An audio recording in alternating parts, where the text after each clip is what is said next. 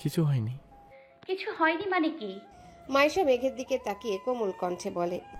আবির ভুল করেছিল, তাই আমি কিন্তু শাস্তি দিয়েছি। মিম প্রশ্ন করে। ভাইয়া কি ভুল করেছিল? সেটা তোমাদের বলা যাবে না। এই বলে মাইশা চলে গেছে। মেঘ আবিরের মুখের পানে চেয়ে চিন্তিত স্বরে জিজ্ঞাসা করলো, কি করছিলেন আপনি? আবির কিছু বলার আগে সাকিব বলল, ভাইয়া ছোট একটা ভুল করেছিল, তাই আপু শাস্তি দিয়েছে, তুমি টেনশন করো না। এই কথা শুনে মেঘ ফিক করে হেসে উঠল। আবির ভ্রু কুঁচকে প্রশ্ন করল। হারছিস কেন? মেঘ মুচকি হেসে এপাশ ওপাশ মাথা নাড়ালো। মিমের হাত ধরে হাসতে হাসতে চলে যাচ্ছে। আবির কপাল গুটিয়ে প্রেয়সীর গমন পথে চেয়ে আছে। মেঘের চিন্তান্বিত চেহারার হঠাৎ পরিবর্তনের কারণে আবিরের মাথায় ঢুকছে না। মাইশাকে স্টেজে বসানো হয়েছে, প্যান্ডেলে আত্মীয়দের সমাগম। এর মধ্যে দুটো অল্প বয়স্ক মেয়ে শাড়ি পরে বাড়িতে ঢুকছে। সাকিব এক পলক তাকে আবিরের কানে ফিসফিস করে কি যেন বলে সেদিকে চলে গেছে। মালা আর ওর বান্ধবীরা কয়েকটা ছেলের সাথে হেসে হেসে কথা বলতে ব্যস্ত। ছেলেগুলো মালারই বন্ধু। আবির তীক্ষ্ণ দৃষ্টিতে চারিপাশ পর্যবেক্ষণ করছে। মেঘ চেয়ারে বসে মাইশার ছবি তুলছে আর সেগুলো মিমকে দেখাচ্ছে। মাঝে মাঝে দুই বোন সেলফিও তুলছে। সাকিব গেটের কাছে গিয়ে একটা মেয়ের সঙ্গে একটু কথা বলে সরে গেছে। আদি ছুটে এসে মিমকে টেনে নিয়ে কোথায় চলে গেছে। এই সুযোগে আবির লোকজনের ভিড় পেরিয়ে মেঘের পিছনে দাঁড়িয়ে মেঘের মাথায় গাঁটটা মারে। আকস্মিক ঘটনায় মেঘ আটকে ওঠে। পেছনে ফিরে আবিরকে দেখে কিছুটা স্বাভাবিক হয়। আবির রাশভারী কণ্ঠে প্রশ্ন করে, তখন হাসছিলি কেন? এমনি। এমনি কেউ হাসে না, কারণ বল। আপনাকে শাস্তি দেওয়ার মানুষ আছে দেখেই হাসি পাচ্ছিল। তার মানে আমি শাস্তি বলে তুই খুশি? আমি এই কথা কখন বললাম? সব কথা বলতে হয় না, তোর মনের কথা চোখে স্পষ্ট ভাসছে। মেঘ ঘন ঘন পল্লব ফেলে শুধালো, আপনি কি চোখের ভাষাও বোঝেন? জি। সবার? জি না, তোর মতো তাচ্ছিনা মানুষের মনের কথা বোঝার ক্ষমতা আল্লাহ আমায় দিয়েছেন। আমি তার ছেঁড়া? কি মনে হয়? মেঘ গাল ফুলিয়ে শ্বাস ছেড়ে বলল, আমি মোটেই তার ছেঁড়া না। সেসব পরে দেখা যাবে। মামি খাওয়ার জন্য ডেকেছেন, মেয়ে মাদিকে নিয়ে তাড়াতাড়ি আয়। মালা ওর বান্ধবীরা দূর থেকে আবির মেঘের কথোপকথন শোনার চেষ্টা করছিল। স্টেজ থেকে মাইশা আবির মেঘকে দেখছিল। মাইশার মুখে মিষ্টি হাসি। মাইশা আর আবিরের বয়সের পার্থক্য মাত্র 1 বছর হয়। দুই ভাই বোনের মধ্যে ছোট থেকেই বন্ধুত্বপূর্ণ সম্পর্ক। মামাবাড়িকে কেন্দ্র করে আবিরের শৈশবের অনেকখানি স্মৃতি জড়িয়ে আছে। মামাবাড়ির সবচেয়ে কাছের মানুষ ছিল মাইশা। সাকিব একটু বড় হওয়ার পর থেকে সাকিবের সঙ্গে খুব ভালো সম্পর্ক হয়েছে। বাকিদের সঙ্গে তেমন আন্তরিকতা নেই।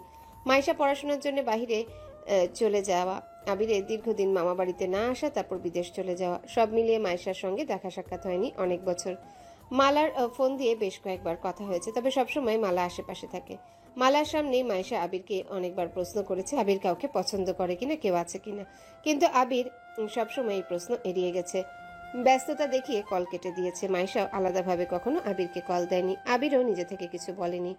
এতদিন পর মাইশা আবিরের মনের কথা জানতে পেরেছে, তাই মেঘ আবিরের খুনসুটি দেখে আনমনে হাসছে। তবে মাইশা খুশি হলেও মালা তেলে বেগুনে জ্বলে উঠেছে। সন্ধ্যার ঘটনার পর থেকে দুজনকে একসঙ্গে দেখলেই মালা ফুঁসে ওঠে। আবির বাড়ির ভেতরে চলে গেছে। মিম আর আদি আসার পর মেঘও ওদের নিয়ে খেতে চলে গেছে।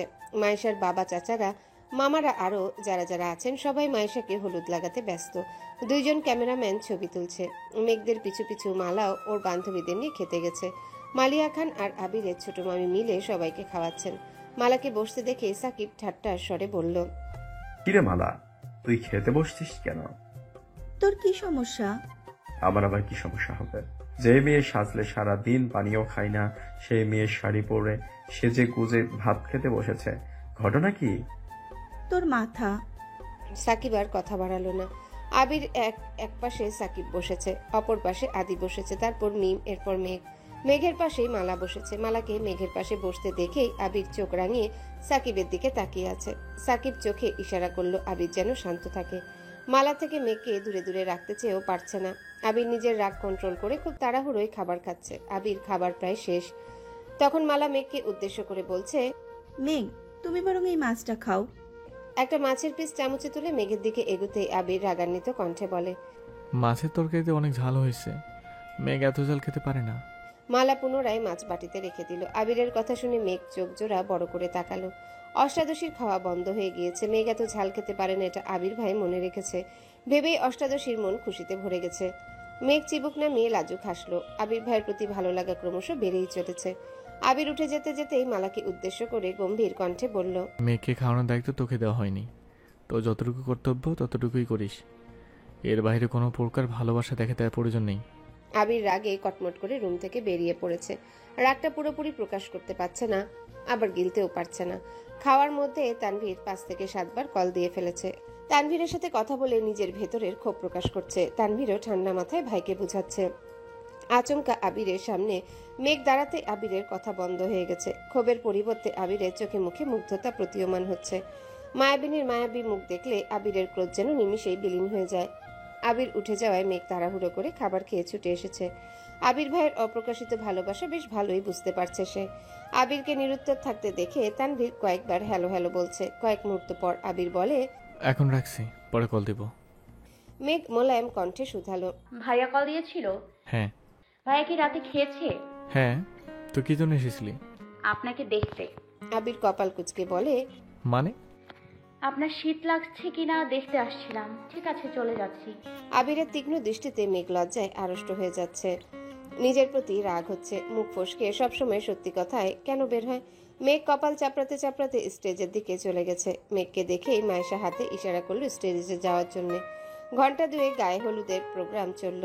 স্টেজের আশেপাশে ছবি তোলার জন্য বেশ কিছু সোফা, তার আশেপাশে ফুল দিয়ে সাজিয়ে রাখা হয়েছে। সেখানে সকলে দল বেঁধে ছবি তুলছে।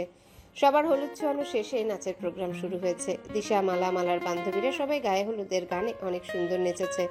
ছেলেদের মধ্যেও বেশ কয়েকজন নেচেছে। সবার শেষে 10 জন ছেলে স্টেজে উঠেছে। সবার পরনে রানী গোলাপি পাঞ্জাবি। সবাই একসাথে একই গানে নাচছে। মেঘ সামনের দিকে চেয়ারে বসে সেই নাচের ভিডিও করছে, কারণ 10 জনের কেন্দ্রবিন্দু হলো আবির। সবাই নিজেদের মতো নাচলেও আবিরকে স্টেজে উঠানো যায়নি। মায়েশা আপু আর সাকিবের জোড়াজোড়িতে আবির শেষমেশ সবার সাথে নাচতে রাজি হয়েছে। টানা 3টা গানে 10 জন একসঙ্গে পারফর্ম করেছে। আবির স্টেজ থেকে নেমে একটা চেয়ারে বসতে বসতে মেঘকে বলল, একটু পানি নিয়ে আসবি প্লিজ? এক্ষুনি আনছি। বলেই মেঘ ঘুটুপুটি করে পানি আনতে চলে যায়। পানির গ্লাস নিয়ে আসতে আসতে দেখে মালা আবিরকে পানির বোতল সাজছে। মেঘ গ্লাস হাতে মাঝপথেই দাঁড়িয়ে পড়েছে। আবির ঘাড় ঘুরিয়ে উচ্চস্বরে বলল, পানি কি দিবি? মালা পুনরায় বলল, এটা ভালো পানি, খাও। মেঘ কয়েক পা এগিয়ে আবিরের কাছে আসতে আবির হাত বাড়িয়ে পানির গ্লাস নিতে নিতে বলল। বোতল দিয়ে পানি খাইনি আমি। মালা রাগে গজগজ করে চলে যাচ্ছে। যতবারই আবিরের কাছে যেতে চায় আবির ততবারই মালাকে অবহেলা করে দূরে সরিয়ে দিচ্ছে। এটা মালার একদম সহ্য হচ্ছে না। মেঘের প্রতি এত কেয়ার সহ্য করতে পারছে না সে। মেঘ পানির গ্লাস নিতে নিতে বলল, আপনি এত ভালো ডান্স করেন, জানতাম না তো। আবির মুচকি হেসে বলে। সময় হলেও আরো অনেক কিছু জানতে পারবেন। মেঘ অবাক লোচনে আবিরের দিকে তাকিয়ে আছে।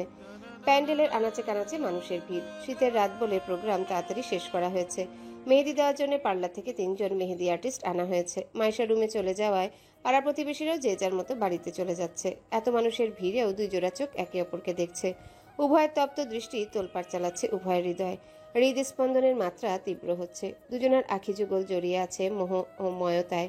হঠাৎ ফোন ভাইব্রেশন হয়। আবিরের দুর্ভেদ্য চাহনিতে ছেদ পড়ে। স্ক্রিনে তাকাতেই সাকিবের নাম চোখে পড়ে। ঘাড় ঘুরিয়ে সাকিবের হাসজ্জ্বল মুখ দেখে আবির পুনরায় মেঘের দিকে তাকায়। মেঘ তখনও গভীর মনোযোগের সঙ্গে আবিরকে দেখছে। আবির মেঘের চোখের সামনে 2 আঙ্গুলে তুড়ি বাজিয়ে মেঘের ঘোর কাটানোর চেষ্টা করল। তুড়ির শব্দে মেঘ নড়ে ওঠে। সম্বিত ফিরতে মেঘ লাজুক হাসল। সে কল্পনায় আবির ভাইয়ের সঙ্গে কাপল ডান্স করছিল। আবির তুড়ি বাজিয়ে রোমান্টিক মুহূর্তটাই নষ্ট করে ফেলেছে। মেঘকে হাসতে দেখে আবির কপাল গুটিয়ে বলল, কি হলো? মেঘ জিভ দিয়ে ঠোঁট ভিজালো। দীর্ঘ এক নিঃশ্বাস ছেড়ে ডাকলো, আবির ভাই। আবির আবেশিত কণ্ঠে জবাব দিল। হুম। আকপাজ না ভেবে মেঘ বলল, আপনি মানুষটা খুব তেতো। মেঘের কথায় আবির তীক্ষ্ণ দৃষ্টিতে তাকালো, কিন্তু কোনো প্রতিক্রিয়া দেখালো না। মুচকি হেসে আশেপাশে তাকিয়ে ভাবলেশীন জবাব দিল, তেতো হয়ে যে বিপদে আছি, মিষ্টি হলে না জানি কি হতো। মেঘের ওষ্ঠদ্বয় আরো প্রশস্ত হলো। আবির ভাই ঠিকই বলেছেন। আবির ভাইয়ের এই অ্যাটিটিউড দেখেই মালা আপু এমপির মেয়ের মতো না জানি আরো কত মেয়ে পাগল। মালা আপুর আচরণে মনে হয় আবির ভাই তার সম্পত্তি। ভাবতেই আচমকা মেঘের হাসি গায়েব হয়ে গেছে। মুখ ফুলিয়ে শ্বাস টেনে বিড়বিড় করে বলল, আবির ভাই শুধুই আমার, আর কারণ না। আবির তীক্ষ্ণ দৃষ্টিতে মেঘের হঠাৎ পরিবর্তন দেখছে। মেঘের যে ক্ষণে ক্ষণে কি হয়ে যায় এটা ভেবেই আবির ক্লান্ত। আসার পর থেকে মেয়েটাকে চোখে চোখে রাখছে। তারপরেও কি যে হয়, বাসায় থাকলে আবির কখনোই এতটা সময় মেঘকে দিতে পারত না। বিয়ে বাড়ি আত্মীয় পরিপূর্ণ। তাছাড়া সাকিব আর ওর বন্ধুরা আবিরকে অনেক দিকে সাহায্য করেছে। মামারা বা আবিরের বাবা কোনো কাজে আবিরকে খুঁজতে গেলে সাকিবের বন্ধুরাই সেই কাজ করে দিচ্ছে। আবিরকে ডাকার সুযোগই দিচ্ছে না তারা। সাকিব দুদিকেই নজর রাখছে। আবির গলা খাকারি দিয়ে ডাকলো, এই যে। মেঘের নজর পড়ল আবিরের চোখে, কোনো উত্তর দিল না। আবির রাশভারী কণ্ঠে বলল, অনেক রাত হয়ে গেছে, আর টই করতে হবে না। কুয়াশার মধ্যে বাইরে থাকলে ঠান্ডা লেগে যাবে। প্রোগ্রাম তো শেষেই, এখন রুমে যা। আপনি কি করবেন? আমার কাজ আছে। মেঘ এবার ভাব নিয়ে বলল, রাত অনেক হয়েছে, আপনারও টই টই করা উচিত হবে না। আবির প্রশস্ত নেত্রে তাকাতেই মেঘ ছুটে পালালো সেখান থেকে। আবির ঘাড় ঘুরিয়ে তাকিয়ে আছে, সহসা স্বভাবসিদ্ধ হাসি। আবিরের প্রতি মেঘের ভয়ভীতি যেমন কমছে, তেমনি বাড়ছে মেয়েটার দায়িত্ববোধ। প্রেয়সীর অল্প স্বল্প যত্ন দেখে আবির বেশ বিস্মিত হয়। মন খারাপের জায়গায় ভিড় করে একরাশ মুগ্ধতা। মেঘের সবকিছুই আবিরকে টানে, তবে ছোট ছোট পাগলামি আর দুষ্টামিগুলো আবিরের অনেক বেশি টানে। দুজন মেহেদি আর্টিস্ট মিলে এক রুমে মাইশার দুহাতে মেহেদি দিয়ে যাচ্ছে। মাইশাকে যেন কেউ বিরক্ত না করে, তাই পাশের রুমে আরেকজন সবাইকে মেহেদি দিয়ে দিচ্ছে। মেঘ মাইশার রুমে বসে মেহেদি দেওয়া দেখছে। মাইশা মেঘের হাতের দিকে তাকিয়ে স্বাভাবিক কণ্ঠে বলে, তোমার হাত ফাঁকা কেন? মেহেদি দিতে পারো না? না। সমস্যা নেই, পাশের রুমে একজন আপু আছেন, উনি সবাইকে দিচ্ছেন। ওনাকে বলো তোমাকে দিতে। মেহেদি লাগাবো না আপু? এসব বললে হবে না। সবার হাতে মেহেদি, তোমার হাত ফাঁকা দেখলে তোমার আবির ভাই আবার আমার সাথে রাগ করবে। এক হাত অন্তত দাও। আবির ভাই কিছু বলবে না। তোমাকে বলবে না, আমাকে ঠিকই বলবে। যাও বলছি। ঠিক আছে আপু। মেঘ পাশের রুমের দরজায় দাঁড়িয়ে রুমের পরিস্থিতি দেখলো। এক পাশে মালার বান্ধবীরা যে যার মতো একে অপরকে মেহেদি দিয়ে দিচ্ছে। পার্লারের আপুটা মিমকে মেহেদি দিয়ে দিচ্ছে। মেঘকে দেখে মিম ডাকলো, আপু আসো, তোমাকেও মেহেদি দিয়ে দেবো। মেঘ মিমের পাশে বসেছে। মিমের মেহেদি দেওয়া প্রায় শেষ। মেঘ বসে মেহেদির ডিজাইন দেখছে। আপুটা খুব দ্রুত আর অসম্ভব সুন্দর করে মেহেদি দিয়ে যাচ্ছেন। মিমের মেহেদি দেওয়া শেষ। মিম বিছানায় উঠে বসেছে। দিশারা আগে থেকেই বিছানায় বসেছিল। মেঘকে মেহেদি দেওয়ার জন্য আপু মেঘের বাম হাতের কবজিতে ধরতেই মালা রুমের দরজায় দাঁড়িয়ে গম্ভীর কণ্ঠে বলল, আপু, এখন আমাকে মেহেদি দিয়ে দেবেন? আপুটা হেসে বলল, তুমি একটু বসো, বেশিক্ষণ লাগবে না। মালার আগে কটমট করে বলল, মেঘ, তুমি বরং পরে মেহেদি দিও, এখন আমি দিব। মেঘ চুপচাপ উঠে রুম থেকে বেরিয়ে গেছে। মেঘ উঠতেই মালা মেঘের জায়গায় বসে নিজের হাত বাড়ালো। আবির আর মেঘ প্যান্ডেলে কথা বলার সময় মালা নিজের রুম থেকে দেখেছে। সন্ধ্যার পর থেকে মালা মেঘকে সহ্যই করতে পারছে না। নিচে মালা কাজ করছিল। মেঘ মেহেদি দিতে আসায় মালার বান্ধবী মালাকে কল দিয়েছে। সব কাজ ফেলে মালা মেহেদি দেওয়ার নাম করে মেঘের মনে আঘাত দিতে আসছে। মালার আচরণে মেঘের মন খারাপ হওয়ার থেকেও বেশি অপমানিত হয়েছে। সে তো ইচ্ছে করে মেহেদি দিতে আসেনি, মায়েশা আপু জোর করায় এসেছিল। প্রায় 40-45 মিনিট পর আবির কোথা থেকে এসেছে। মালাদের উঠোন পেরিয়ে সাকিবদের উঠোনে যেতে যেতে আচমকা থমকে দাঁড়ালো। চোখ পড়ে স্টেজের দিকে। স্টেজের পাশে একটা টেবিলের উপর মেঘ মাথা রেখে বসে আছে। কিছু চুলে পিঠ ঢেকে আছে, আর কিছু চুল টেবিলের উপর। আবির ভ্রুজোড়া নাকের ডগায় টেনে এগিয়ে গেল সেদিকে। তপ্তস্বরে ডাকলো, মেঘ। মেঘ মুখ তুলে পেছনে ফিরে আবিরকে দেখে পুনরায় মুখ লুকালো। আবির মেঘের কাছাকাছি এগিয়ে গম্ভীর কণ্ঠে শুধালো, আবার কি হয়েছে? মেঘ আগের অবস্থা থেকেই উত্তর দিল, কিছু না। আবিরের মেজাজ খারাপ হয়ে যাচ্ছে। ভারী কণ্ঠে বলল, কে কি বলেছে? মেঘকে নিশ্চুপ থাকতে দেখে আবির মেঘের ডান বাহু চেপে ধরে একটানে দাঁড় করালো। আকস্মিক ঘটনায় মেঘের ছোট দেহ কম্পিত হয়। আবিরের মুখের পানে তাকাতেই মেঘের বুক কেঁপে ওঠে। আবিরের রক্তাভ দুচোখ দেখেই মাথা নিচু করে ফেলেছে, ভয়ে জড়সড় হয়ে যাচ্ছে। আবির রাগান্বিত কণ্ঠে ধমক দিল। তাকা আমার দিকে। মেঘ আতকে উঠে তাকালো আবিরের তামাটে চেহারায়। চারিপাশে এত লাইটিং থাকা সত্ত্বেও আবিরের মুখে উজ্জ্বলতার ছিটে ফোটা নেই। কপাল গুটিয়ে প্রশ্ন করল, এখানে বসেছিলি কেন? মালার আচরণে মেঘের খুব রাগ হয়েছিল। আজ পর্যন্ত তাকে কেউ এভাবে অপমান করেনি। মালা কিনা এভাবে কথা বলল। সেই আক্রোশে রুম থেকে বেরিয়ে প্যান্ডেলে এসে বসে আছে। চারিপাশ কুয়াশায় আচ্ছাদিত। লাইটের আলোতে কুয়াশাগুলো স্পষ্ট দেখা যাচ্ছে। সামান্য জ্যাকেটে শীত মানছে না, তবুও মেঘ রুমে যাচ্ছে না। মেঘ এতক্ষণ রাগে ফুঁসলেও প্রিয় মানুষের উপস্থিতিতে এখন অনেকটাই শান্ত হয়ে গেছে।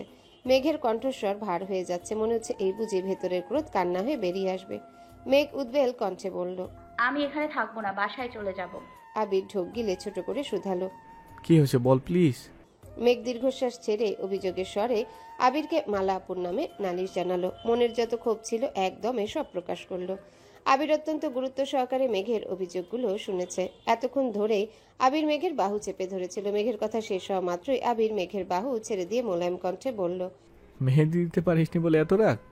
মেঘ কাঁদো কাঁদো কণ্ঠে বলল, আমি কি একবারও বলেছি মেহেদি দিতে পারি নি বলে রাগ উঠেছে? দূর, ভাল লাগে না, আমি থাকবই না। এই কথা বলে মেঘ চলে যেতে নিলেই সঙ্গে সঙ্গে আবির মেঘের হাত ধরে একটানে নিজের কাছে টেনে নেয়। টাল সামলাতে না পেরে আবিরের প্রশস্ত বুকে ধাক্কা খেল মেঘ। তৎক্ষণাৎ আবিরের পাঞ্জাবি আঁকড়ে ধরল। মেঘের হাতে স্পর্শ করতেই আবির পুনরায় কপাল গুটালো। মেঘের আঙ্গুলগুলো বরফের মতো ঠান্ডা হয়ে আছে। মেঘ আবিরকে ছেড়ে একটু দূরে সরে দাঁড়ালো। আবির তখনও মেঘের হাত ধরেই আছে। মেঘ সরে যায়। আবির দুহাতে মেঘের হাত ঘষতে ঘষতে বলল, মানুষের উপর রাগ করে নিজের ক্ষতি করা বন্ধ কর তুই। মেঘ ওষ্ঠ উল্টে আবিরের অভিমুখে চেয়ে আছে। আবির পুনরায় বলল, তোর হাত আর বরফের মধ্যে বিশেষ কোনো পার্থক্য নেই। কথা বলে শুনিস না কেন? মেঘ আস্তে করে বলল, সরি, এক্ষুনি রুমে চলে যাব। এখন আর রুমে যেতে হবে না, বস এখানে, আমি আসছি। মেঘ চেয়ারে বসে আছে। আবির সাকিবের রুমে গেছে। 2 মিনিটের মধ্যে পাঞ্জাবি পাল্টি টি শার্ট, তার উপর জ্যাকেট পরে আসছে। হাতে একটা শপিং ব্যাগ আর একটা চাদর হাতে নিয়ে আসছে। মেঘের গায়ে চাদর জড়িয়ে পাশ থেকে একটা চেয়ার টেনে মেঘের অভিমুখে বসলো। শপিং ব্যাগ উল্টাতে টেবিলে 8-10টা মেহেদি পড়ল। মেঘ বিপুল চোখে তাকিয়ে আছে মেহেদিগুলোর দিকে। আবির বলল, তোকে মেহেদি দিতে দেয়নি, কথাটা একবার জানাতি আমায়। আবির টেবিল থেকে একটা মেহেদি নিল। মেঘের বাম হাতের কবজিতে ধরে শুধালো। এই হাতে দিবি? আবিরের কথা শুনে মেঘ আশ্চর্য বনে গেল। অবিশ্বাস্য দৃষ্টিতে তাকিয়ে আছে। গলা খাকারি দিয়ে আস্তে করে বলল, আবির ভাই, আপনি মেহেদিও দিতে পারেন? আবির স্বভাবসুলভ ভারী কণ্ঠে জবাব দিল, হয়তো আর্টিস্টদের মতো সুন্দর হবে না, কিন্তু চেষ্টা করতে পারি। অবশ্য তুই না চাইলে দিব না। তখন অভিভূত হয়ে গেছে। আবির ভাই মেহেদি দিয়ে দিবে এটা অষ্টাদশীর কল্পনাও করতে পারছে না। মেঘ উত্তেজিত কণ্ঠে বলল, আপনার যেভাবে ইচ্ছে সেভাবেই দেন। হ্যালো বন্ধুরা, পরবর্তী পার্ট খুব তাড়াতাড়ি আসবে, তো সবাই অপেক্ষায় থাকো। আর চ্যানেলটি যারা এখনো সাবস্ক্রাইব করোনি তারা পরবর্তী পার্ট দেখার জন্য চ্যানেলটি সাবস্ক্রাইব করে রেখো। ধন্যবাদ সবাইকে, আমাদের সাথেই থেকো।